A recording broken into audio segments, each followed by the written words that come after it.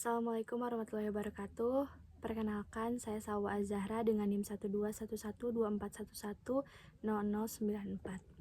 Hari ini saya akan mereview materi CSR sesi 9, yaitu hubungan antara CSR, PR, dan reputasi. Di semester kemarin sudah menjalani mata kuliah Creative Branding dan juga Public Relation. Rasanya hubungan antara CSR ini memang sangat penting untuk PR dan juga reputasi. Karena ketika kita ngomongin Public Relation, artinya kita kepikiran juga untuk branding dan reputasi. Nah, branding itu sendiri kan adalah sesuatu yang ada di benak masyarakat atau ada di benak konsumen tentang suatu produk tertentu. Tapi kalau kita ngomongin reputasi, artinya sesuatu yang memang sudah ditanamkan sejak lama ke dalam benak manusia. Makanya terciptalah suatu persepsi, suatu reputasi dalam sebuah brand tersebut gitu.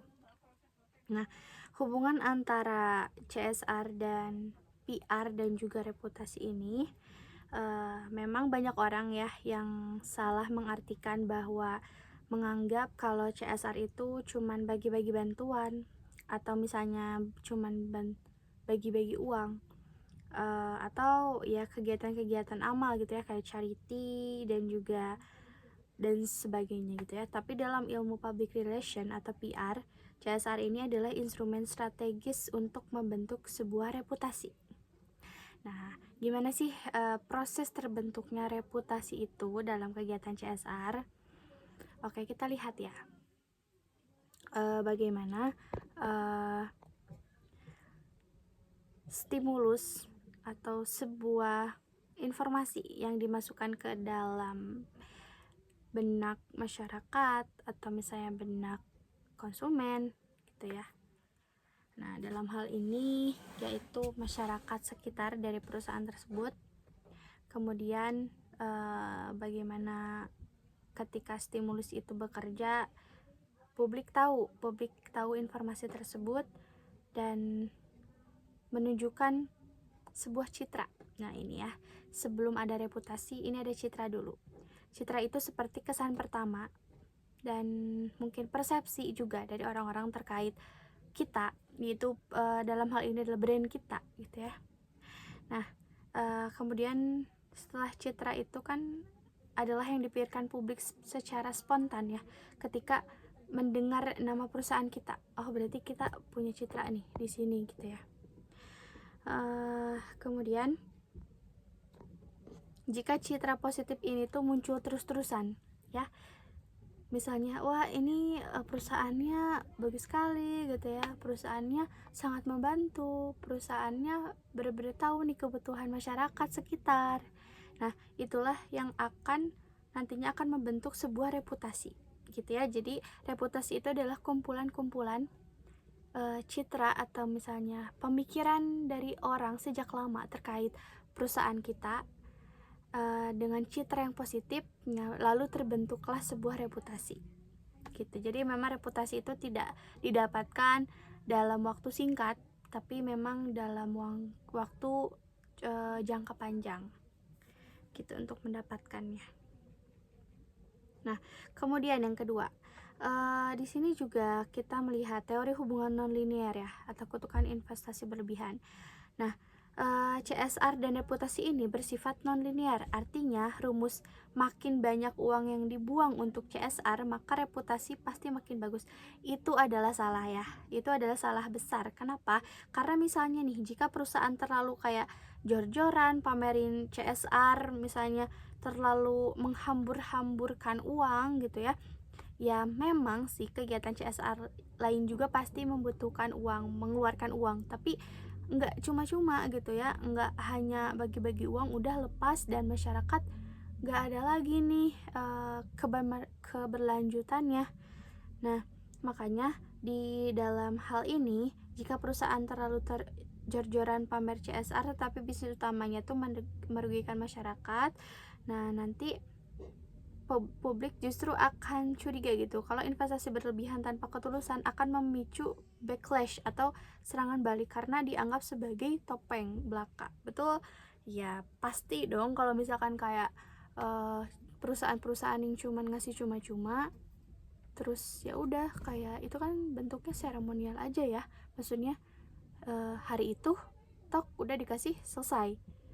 Kan bisa aja kayak nanti tahun depan mereka minta lagi, masyarakat pasti minta lagi nih uang atau sebantuan dari kita cuman ngeluarin gitu, terus udah. Kalau misalkan emang keuangan kita stabil, kalau misalkan keuangan kita nggak ada, ya kita jadinya ngerasa kayak itu adalah sebuah kewajiban gitu untuk dibagikan. Jadinya ya nggak ada timbal balik juga bagi perusahaan itu sendiri gitu. Nah, yang kedua kita bedah strategi membangun citra ya, anti greenwashing. Agar CSR tidak dicap sebagai greenwashing atau pencitraan hijau yang palsu, nah ada 4 prinsip komunikasi. Yang pertama, otentisitas atau authentic ya, autentik. Jadi CSR itu harus lahir dari kesadaran moral perusahaan dan wajib relevan dengan bisnis inti. Contohnya, perusahaan Aqua membuat CSR 1 liter untuk 10 liter air bersih di NTT. Ini autentik. Kenapa? Karena bisnis mereka ini adalah air dan mereka membantu dalam permasalahan air juga, gitu ya. Dengan hal itu artinya begini teman-teman.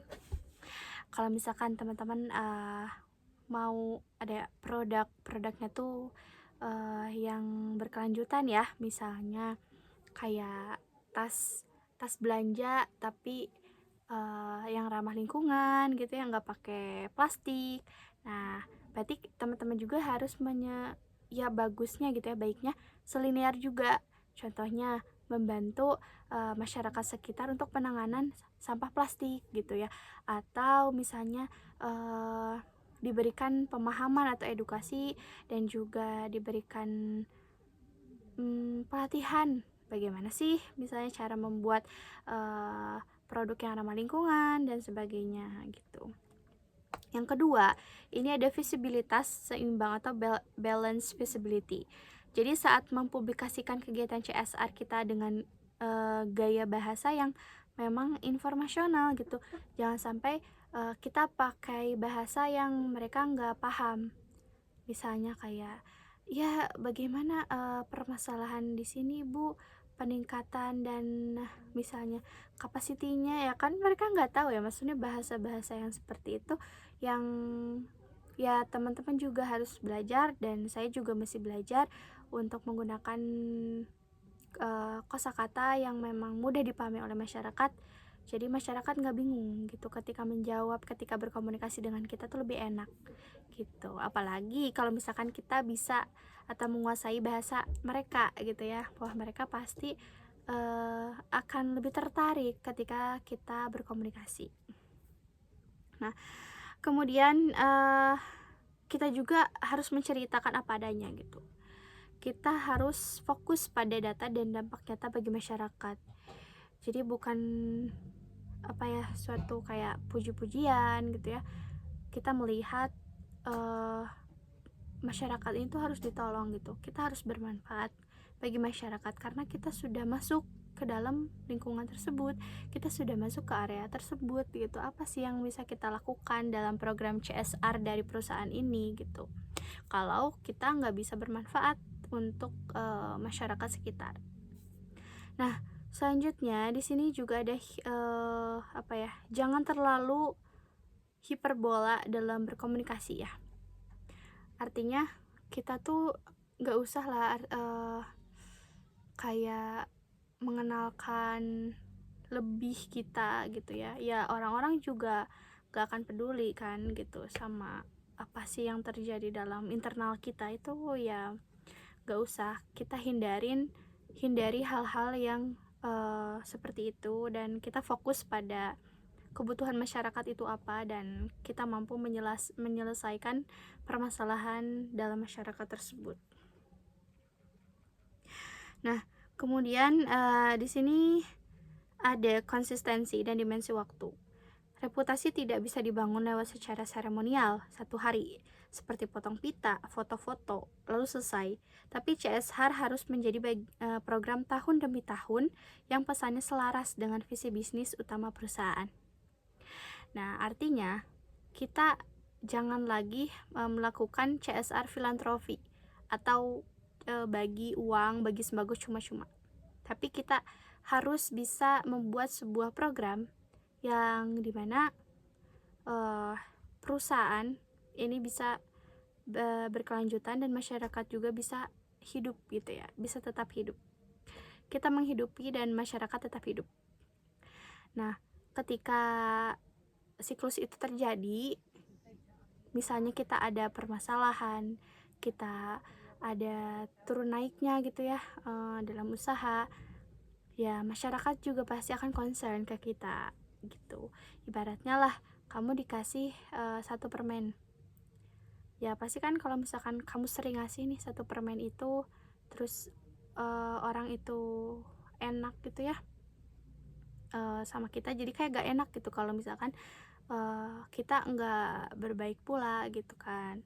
Jadi ya hal-hal seperti itu yang memang concern untuk kita jalanin, untuk kita dampingi masyarakat sekitar. Nah, selanjutnya di sini ada partisipasi aktif dan word of mouth. Jangan posisikan masyarakat sebagai penerima bantuan yang pasif. Datang, ambil sembako, pulang. Tapi libatkan mereka sebagai panitia atau aktor aktif. Ketika masyarakat merasa memiliki program tersebut, mereka akan menceritakan kisah suksesnya secara sukarela, betul? Seperti misalnya testimoni personal, oh iya nih, kita terbantu banget gitu sama perusahaan ini misalnya gitu kan. Ya itu juga hal-hal yang buat kita senang dong, karena ya kita bermanfaat, kita juga bisa menghidupi banyak masyarakat ya, dan dari perusahaan kita juga mereka tetap hidup gitu.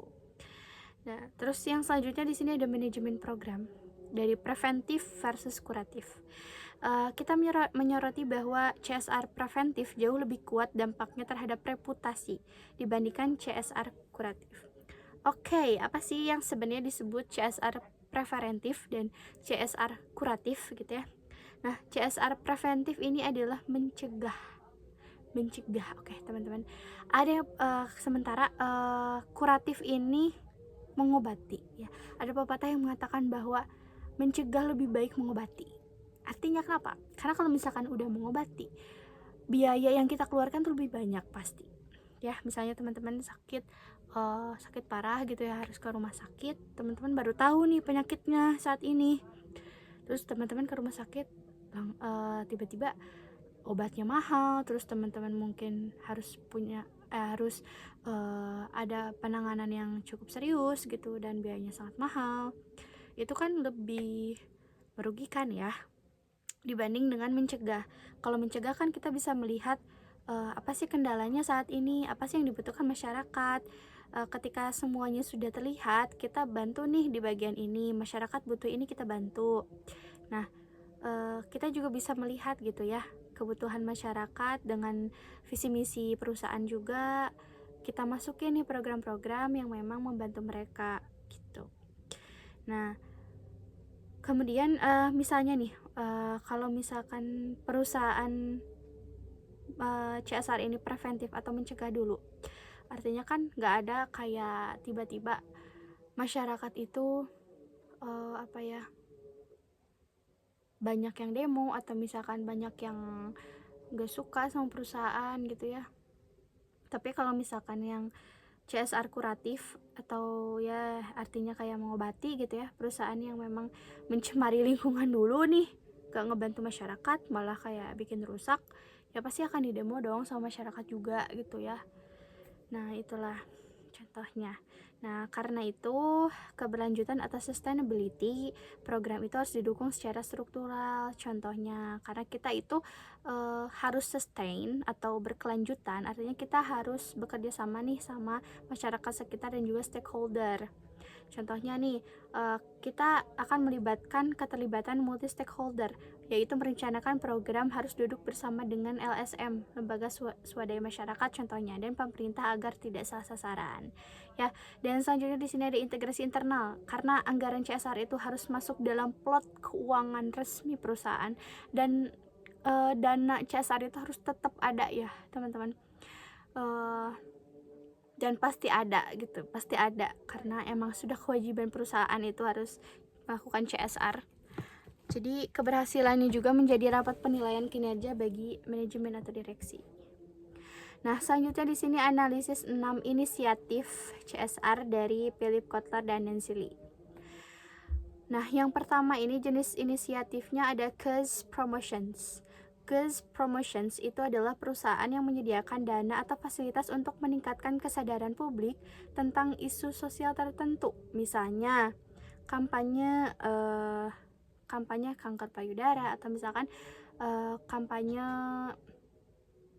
eco green gitu ya, atau apalah dan sebagainya gitu. Terus yang kedua ada case related marketing, yaitu perusahaan yang menyumbangkan sekian persen dari hasil penjualan produknya untuk isu sosial. Misalnya setiap pembelian sepatu ini tuh kamu menyumbang 1.000 untuk literasi anak pedalaman gitu. Nah, selanjutnya juga ada corporate social marketing, yaitu perusahaan itu fokus mengubah perilaku masyarakat ke arah yang lebih baik. Misalnya kampanye berkendara aman dari perusahaan otomotif, terus misalnya yang tadinya pakai plastik jadinya pakai bahan ramah lingkungan gitu. Nah, selanjutnya di sini juga ada corporate philanthropy, yaitu donasi langsung dalam bentuk tunai atau jasa kepada organisasi tertentu. Misalnya filantropi yang kayak bagi uang gitu ya, bagi sembako. Nah, terus selanjutnya ada community volunteering, yaitu perusahaan yang mendorong untuk memfasilitasi karyawan untuk menjadi relawan dalam membantu komunitas lokal. Misalnya di dalam wilayah itu tuh ada komunitas penyandang disabilitas. Nah, dari tim-timnya perusahaan ini nih ada beberapa yang ditugaskan untuk membantu dari komunitas tersebut gitu. Nah, selanjutnya di sini socially responsible business and practice, yaitu ini tuh salah satu yang paling kuat dampaknya karena perusahaan mengadopsi praktik bisnis yang melampaui standar hukum demi menjaga lingkungan dan hak asasi manusia. Contohnya kayak kemasan produk mudah terurai, terus tadi hemat energi, produk-produk yang memang ramah lingkungan ya. Dan memang hal ini berdampak juga kan ke lingkungan masyarakat juga gitu. Nah, selain itu juga kenapa sih poin yang terakhir tadi ya, socially responsible business practice ini sangat kuat karena publik melihat bahwa tanggung jawab sosial bukan hanya aktivitas sampingan ya, tapi juga sudah mendarah daging gitu di dalam operasional bisnis sehari-hari. Nah, kemudian yang kelima itu ada kontekstualisasi budaya penerapan CSR di Indonesia. Kita melihat bahwa adanya pendekatan relasional atau silaturahmi dan gotong royong di Indonesia memang pendekatan formal surat menyurat atau legalitas hukum seringkali kalah efektif ya dibanding dengan kehangatan hubungan personal. Kadang kala kayak kita susah nih buat laporan misalnya ke polisi gitu, atau misalnya kita buat laporan ke buat apa ya, bikin SIM aja kayak susah gitu ya dan sebagainya. Tapi yang dilihat karakteristik masyarakat Indonesia itu gotong royongnya gitu, ketika ada yang susah ditolong gitu ya. Nah, itulah budaya yang memang mungkin jadi plusnya Indonesia gitu. Dan juga di sini ada merangkul opinion leaders atau tokoh informal. Misalkan kan pasti kepercayaan publik ya, ketika misalnya ngelihat tokoh ini yang berbicara, publik ngerasa kayak wah ini emang bener gitu ya. Jadi misalnya kalau ada suatu hal yang memang kita agak bentrok dengan masyarakat ya, kita bisa gunakan tokoh-tokoh yang memang dipercayai oleh masyarakat gitu, untuk membantu merangkul kembali, membantu meningkatkan kepercayaan dari masyarakat itu sendiri terhadap perusahaan itu. Nah, kemudian juga kehadiran fisik dan emosional pimpinan. Masyarakat Indonesia sangat-sangat menghargai ya hierarki dan penghormatan. Tapi jika pemimpin tertinggi perusahaan itu sekali mau turun langsung ke lapangan, wah itu langsung kayak wah ini merakyat gitu ya, terus kayak ini bagus banget nih apalagi gitu. Tapi kalau misalkan pimpinannya aja nggak mau turun, ya gimana mau nyelesain masalah sama masyarakat gitu ya. Masa yang di bawah terus nih, yang pekerjanya terus nih, yang turun gitu kan, pasti kan nggak ada ujungnya gitu ya. Makanya pemimpin yang baik itu ya pemimpin yang bisa juga hadir gitu. Nah, mungkin CSR di sini itu bagaimana caranya kita ini bisa mengumumkan kebaikan perusahaan gitu ya lewat media massa, terus engagement juga untuk masyarakat sekitar dengan model PR dua arah ini atau two way symmetrical. Perusahaan gak hanya mendulang profit ya, tapi juga mendapatkan izin sosial untuk beroperasi gitu. Secara tidak langsung ya kita juga akan pasti bersinggungan dengan masyarakat dan bagaimana caranya kita bisa bersanding dengan baik dengan masyarakat. Mungkin sekian, wassalamualaikum warahmatullahi wabarakatuh.